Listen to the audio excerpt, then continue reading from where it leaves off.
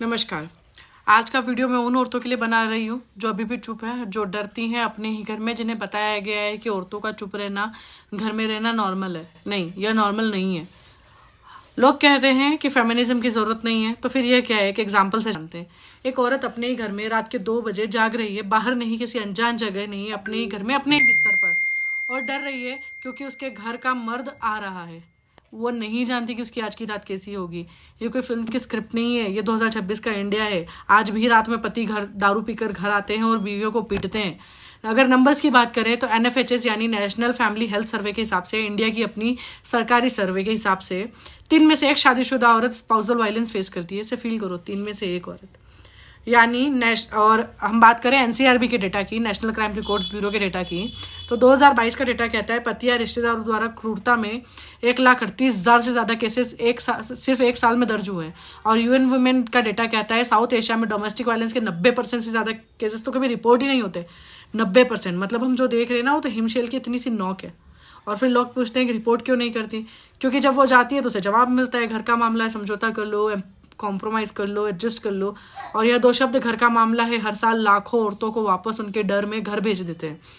Protection of women from domestic violence act 2005 ये कानून exist करता है, पर नेशनल कमीशन फॉर वुमेन के डेटा के अनुसार डोमेस्टिक वायलेंस कंप्लेंट्स 2024 से 2022 के बीच में लगातार बढ़ी ही है। इम्प्लीमेंटेशन नहीं है इसका कहीं। और फिजिकल अब्यूज़ तो दिखता है, लेकिन जो नहीं दिखता, मेंटल अब्यूज़। तुम कुछ नहीं कर सकती मेरे बिना, तुम्हारी फैमिली को मैं बता दूंगा तो क्या सोचेंगे, तुम पागल हो, ऐसा कुछ हुआ ही नहीं है। ये सेंटेंसेस ना वेपन की तरह काम करते हैं और ये निशान नहीं छोड़ते। एक औरत की पूरी पहचान धीरे धीरे करके तोड़ देते हैं। इसे गैसलाइटिंग, कर्सिव कंट्रोल कहते हैं। और उतना ही रियल है जितना एक फिजिकल वॉन्ड।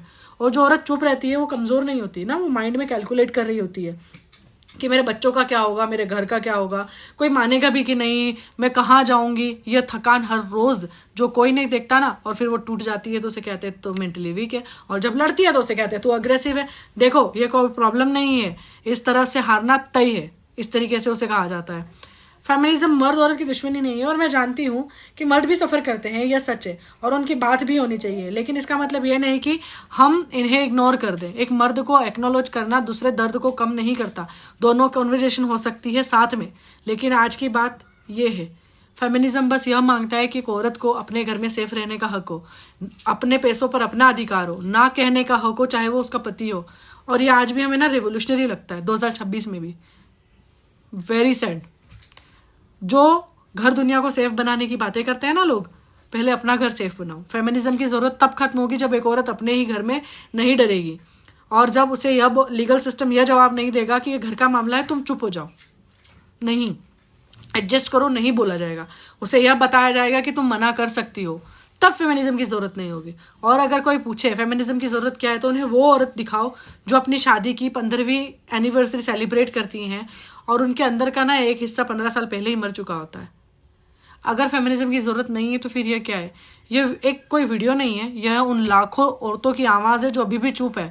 और अगर ये वीडियो तुम्हें टच किया हो ना, तो इसे शेयर करो, क्योंकि शेयर करना भी आवाज़ उठाना है। धन्यवाद।